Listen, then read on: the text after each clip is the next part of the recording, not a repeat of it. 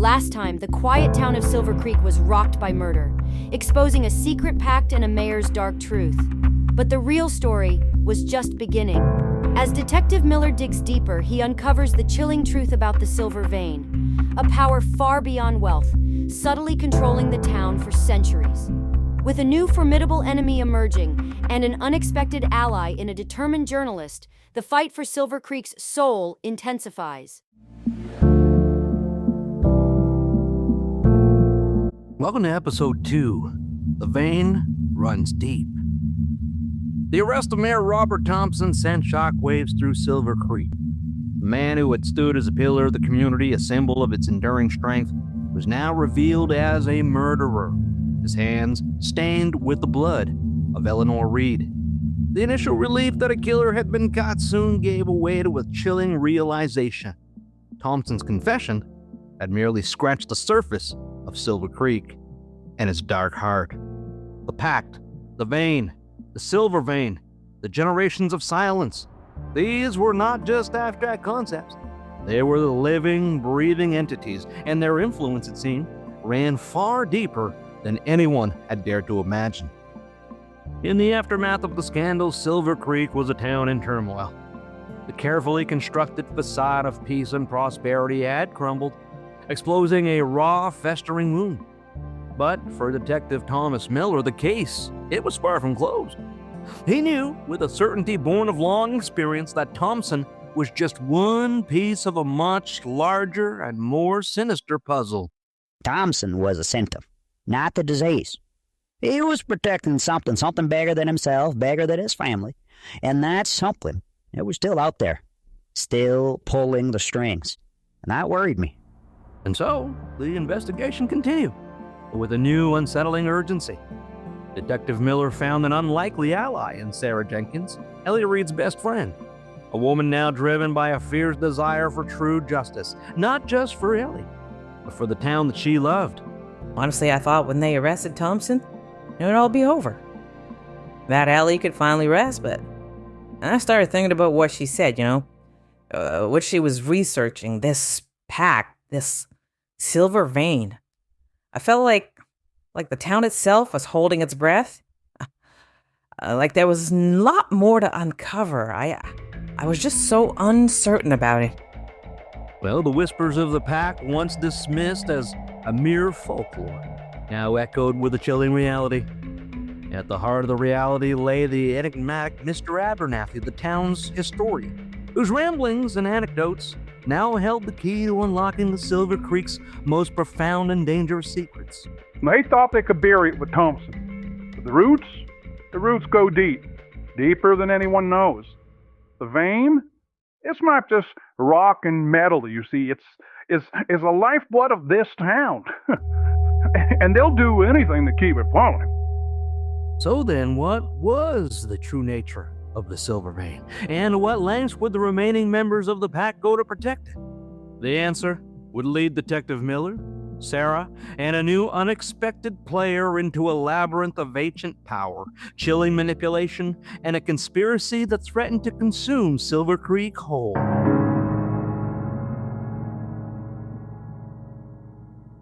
With Mayor Thompson's conviction, the floodgates of speculation opened in Silver Creek. But for Detective Miller, the real work was just beginning. He knew the pack was more than just a secret society. It was a network deeply embedded in the town's very infrastructure. And his first step revisiting the source of Ellie's initial discoveries, her meticulously kept journal. Ellie had systems, names, dates, cross-references to old property records, even birth certificates. She wasn't just looking for a story. She was building a case. And the names that kept popping up besides the Thompsons were the Caldwells, the Blackwoods, and the Montgomerys. All of these families that held power in this town going back generations. Sarah Jenkins, still reeling from Ellie's death, found herself drawn into Miller's quiet investigation. She began to see her hometown through Ellie's eyes, a place where prosperity seemed to flow from an unseen source, and where families always seemed to land on top. It was like a veil had been lifted. All of those times Ellie would talk about things the way they are, or the way things are in Silver Creek, I just thought she meant tradition. But She meant control, absolute control. And it all came back to this: the vein. And Mr. Abernathy, the town historian, initially hesitant to speak too freely, now found himself compelled to share more. The arrest of Mayor Thompson had shaken his own long-held silence, revealing a deeper and more unsettling truth about the pack's origins. The pack. It wasn't just about the mineral, you see. Not a thirst. It was about survival. This land, it's always been special. The vein, it has always been, and it always had a way of influencing things. Founding families, they learned to harness it, to use its properties. And in return, they swore an oath to protect it, to keep its true nature hidden. Mr. Abernathy spoke of ancient rituals, of whispers passed down through generations, of a power that went beyond mere wealth. He described how families had used the vein's influence to subtly guide the town's development, to ensure continued dominance and to silence any dissent. He talked about resonance, subtle energy that emanated from the vein. He said it could affect people's moods, their decisions, make them more agreeable, more compliant. Sounded like something out of a sci-fi movie to me, but just by the way he said it, but he believed what he was saying. This revelation painted a chilling picture. Silver Creek wasn't just controlled by powerful families. It was subtly manipulated by an unseen force. A force tied directly to the very ground beneath their feet. And as the town grappled with this unsettling truth, new figures began to emerge from the shadows, eager to fill the void left by Mayor Thompson. And when you know it, one such figure was Eleanor Thompson, the disgraced mayor's wife, a woman who had always maintained a dignified, almost regal presence in Silver Creek society. Now, she stepped into the spotlight not as a grieving wife, but as a formidable protector of her family's legacy, and by extension, the pact itself. My husband made a mistake. Terrible personal mistake. But the legacy of the Thompson family and the prosperity of Silver Creek will not be tarnished by one man's failings. We will ensure stability. We will ensure order. Well, her words were a veiled warning, a promise that the pact, though wounded, was far from broken. And as Eleanor Thompson began to consolidate power, another more enigmatic figure arrived in Silver Creek, drawn by the scent of a scandal and the promise of a story. Chloe Davis, a young, ambitious journalist just from outside the Appalachian bubble. I've been following the Thompson case from afar. Small town mayor, secret affair, murder, come on. It had all the makings of a true classic crime story. But when I started digging, I realized that there was something else entirely. This wasn't just about one man. This was about a town, and a secret that ran deeper than any headline could capture. And I wanted to get this story. Well, Chloe's arrival brought a fresh perspective and an outsider skepticism that would prove invaluable. But it also put her directly in the crosshairs of a power structure that had operated in the shadows for centuries. A structure now fighting desperately to maintain its silence. The stage, well, it was set for the new chapter in the dark history of Silver Creek. A chapter where the fight for truth would become a battle for the very soul of the town.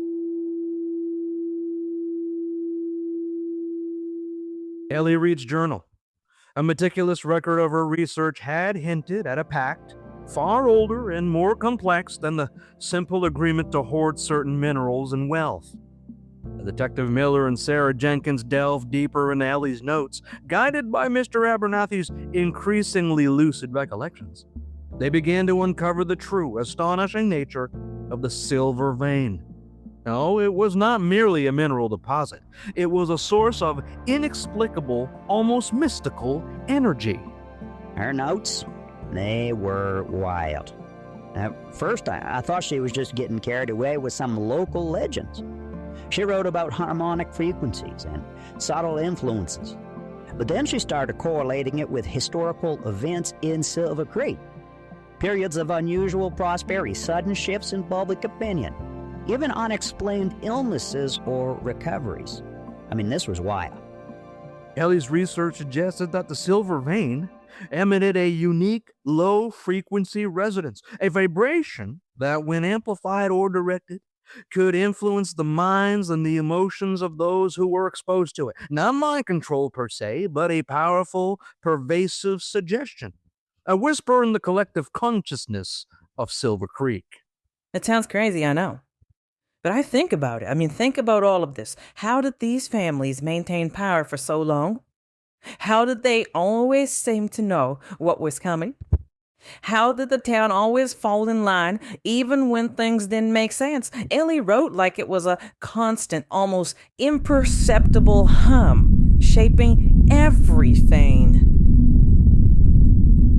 Mr. Abernathy, now fully engaged, reveal how the founding families had discovered this property centuries ago.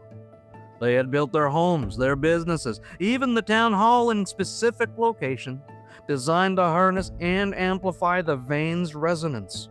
It was their secret weapon, ensuring loyalty, quelling dissent, and maintaining their iron grip on Silver Creek. They called it the Silver Whisper. It wasn't about forcing people to do things.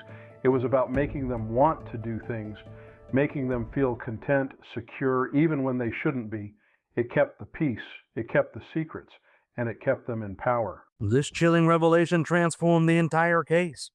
Ellie Reed wasn't just murdered for exposing a financial secret. She was murdered for threatening the very mechanism of control that had governed Silver Creek for generations. And the implications, they were terrifying. If the pack could influence an entire town, what else was it capable of? With the true nature of the Silver Vein being exposed, Detective Miller and Sarah Jenkins realized that the pack's influence was far more insidious than they'd imagined. It wasn't just about wealth. It was about a deep and psychological control. And as they began to re-examine the town's power structure, a new, shocking truth emerged. The pact had an operative, not just among the elite, but within the very heart of the town's perceived neutrality. Well, we were looking for overt acts of sabotage, direct threats. But the Vane, it works suddenly. It makes you trust. It makes you overlook. And that's when I started looking at the people who seemed, too helpful, too eager to guide us. And their suspicion soon landed on someone that they had both come to rely on.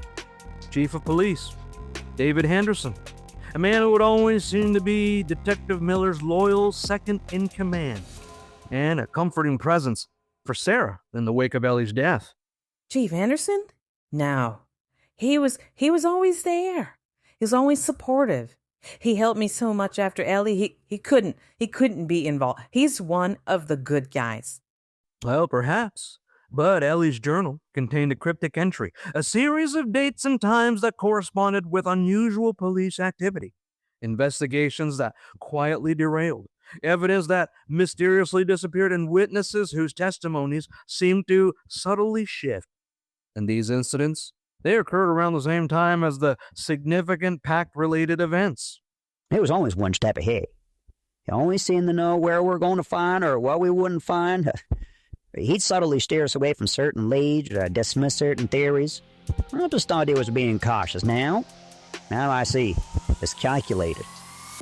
The revelation of Chief Henderson's complicity was a devastating blow. It meant the Pact's reach extended into the very institution designed to protect Silver Creek, turning it into an unwitting instrument of their control. And it highlighted the terrifying effectiveness of the Silver Whisper. This is how they maintain control. Not just through money or threats, but by corrupting the very systems meant to uphold justice. A police chief, a mayor, it's a perfectly orchestrated symphony of manipulation. That young journalist, Chloe Davis, had arrived in Silver Creek seeking a story, but she had stumbled into a hornet's nest. Her outsider's perspective, unclouded by the Vane's subtle influence, made her a dangerous threat to the pack. And they knew it. The game had changed, and the hunters had become the hunted. Chloe Davis arrived in Silver Creek not as a local, but as a seasoned investigative journalist. Her radar turned to the tremors of scandal. The arrest of Mayor Thompson had been the initial draw, a juicy story for her online news outlet. But what she found beneath the surface of this seemingly quaint town was far more compelling and far more dangerous. I discovered small town corruption before, but this was different. The way the people look at you, the way they spoke in hushed tones about certain families. It wasn't just fear, it was something deeper, almost ingrained, like they were afraid to think even certain thoughts. Chloe's sharp observations, unclouded by the Silver Vein's subtle influence, well, that quickly led her to Detective Miller and Sarah Jenkins. She saw the patterns, the inconsistencies of the town's long-term residents, even those, like Miller, might have unconsciously overlooked. Detective Miller was good, no doubt, but he was part of the system. He'd grown up here.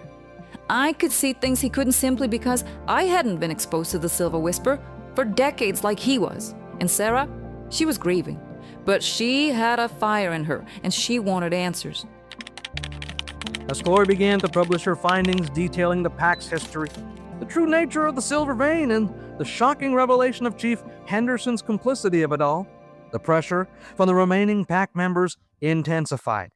Eleanor Thompson, in particular, saw Chloe as a direct threat to their continued existence. Miss Davis, I understand you're looking for a story, but some stories are best left untold for your own safety, for the good of this town.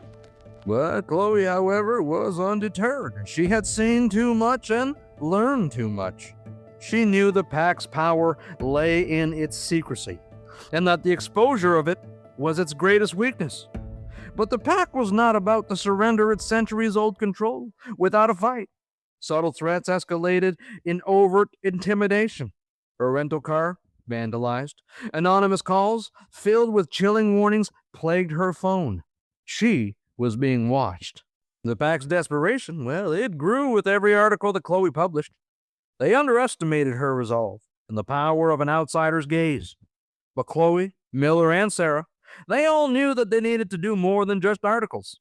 They needed definite proof, something that would break the pact and its hold on Silver Creek once and for all. And Ellie Reed, even in her death, had provided the final clue. Ellie Reed's final cryptic journal entry spoke of a heart of the vein, a place where the residents were strongest, where the pack's power truly resided. It was a location known only to the founding families, a place carefully omitted from all the official maps. But Ellie, in her relentless pursuit of the truth, she had found it. And now Detective Miller, Sarah Jenkins, and Chloe Davis were following her breadcrumbs. Well, her notes, they led us to the old Caldwell family mine, abandoned for decades, supposedly. But Ellie had marked it with a symbol, a strange, almost glowing glyph she'd found in some of the old pack documents. It was a long shot, but it was all we had. And so off they went. Three unlikely allies ventured into the decaying mine, its timbers groaning under the weight of the earth, its air thick with the scent of damp rock and something else. Something metallic and strangely invigorating. As they descended deeper, the low hum of Mr. Abernathy had described, the Silver Whisper, grew stronger, almost palpable. It was disorienting, like the air itself was vibrating. You could feel it in your teeth and your bones. It was hard to think clearly down there, like my thoughts were being stretched. They found it in the deepest chamber, a vast cavern illuminated by an eerie phosphorescent glow emanating from the walls. And there, at the center, was the exposed Silver Vein itself. Shimmering, crystalline formation pulsating with an otherworldly energy. And guarding it were the remaining members of the pact, led by defiant Eleanor Thompson and, surprisingly, Elijah Caldwell, the patriarch of another founding family. This is not for you. This is our legacy, our protection. The Vein has always guided us. It has ensured our prosperity, our peace. You seek to destroy them, to bring chaos? A tense standoff ensued. The pack members, their families, illuminated by the Vein's strange glow, seemed almost supernaturally calm, their eyes holding a chilling conviction. They were not just protecting a secret, they were protecting their very way of life, a life built on the subtle manipulation of an entire town. This is Chloe Davis reporting live from deep within the Caldwell mine, where the true source of Silver Creek's power, the Silver Vein, has been uncovered. And with it, the members of the pack who have controlled this entire town for centuries. As Chloe broadcasting, one of the pack members, in a desperate attempt to silence her, lunged forward. Detective Miller intervened and the cavern erupted into a chaotic struggle. The air crackled with the Bane's energy, making every moment feel heavy. Every thought a struggle. They weren't just fighting us. They were fighting the truth. And the Vein, it was like it was trying to push us out to protect itself. But the combined force of Miller's determination, Sarah's robbery fueled courage, Chloe's unwavering commitment to expose the truth proved too much.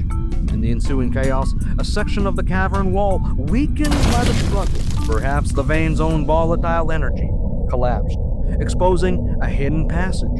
And within that passage, more of Ellie Reed's meticulous research, including the device that she had been building, a counter-frequency emitter designed to disrupt the Vein's subtle influence. It was a desperate gamble. Activating the device would disrupt the Vein, but it could also destabilize the entire mine. But for Sarah, it was Ellie's last stand. For Chloe, it was the only way to truly break the pack's hold. And for Miller, it was the only path to justice.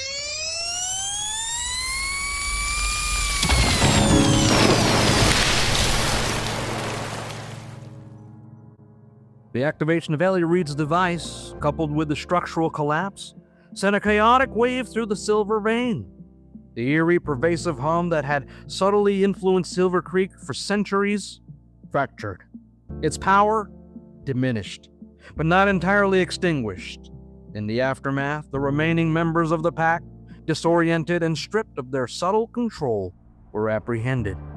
Eleanor Thompson and Elijah Caldwell, their faces etched with a chilling blend of defeat and fanaticism, were taken into custody. And it was like watching a spell break. They were still defiant, still believed in their legacy, but the edge was gone. The certainty. They were just people, finally. Powerful, dangerous people, but just people. In the arrest, they made headlines far beyond Silver Creek. The story of the hidden minerals, its strange properties, and the generations-long conspiracy captivated the nation. With the residents of Silver Creek, the truth was a bitter pill to swallow. Their prosperity, their peace, had been built on a foundation of subtle manipulation, their choices subtly guided by an unseen hand. It's hard to reconcile. Everything you thought was real, your own decisions, your own feelings, to think that they might have been nudged just a little by something that you couldn't even perceive. It really makes you question everything. The Silver Vein, though disrupted, it still exists.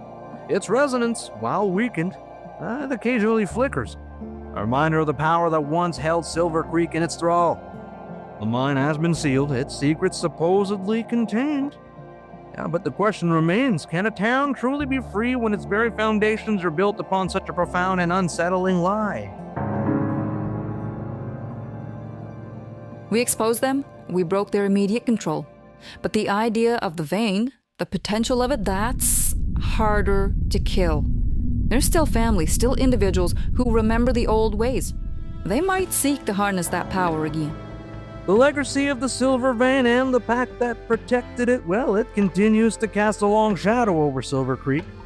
Justice in its purest form may have been served for Eleanor Reed, but the deep mystery, the true extent of the Vein's influence, and the possibility of its resurgence remains a chilling, unresolved question. This has been The Silence of Silver Creek. The fight for truth is never truly over, and sometimes the deepest secrets are the ones that continue to whisper long after the silence has fallen. If you enjoyed today's presentation, please consider subscribing for more, as we work to bring you more episodes of The Plausible Lie. Thanks for listening.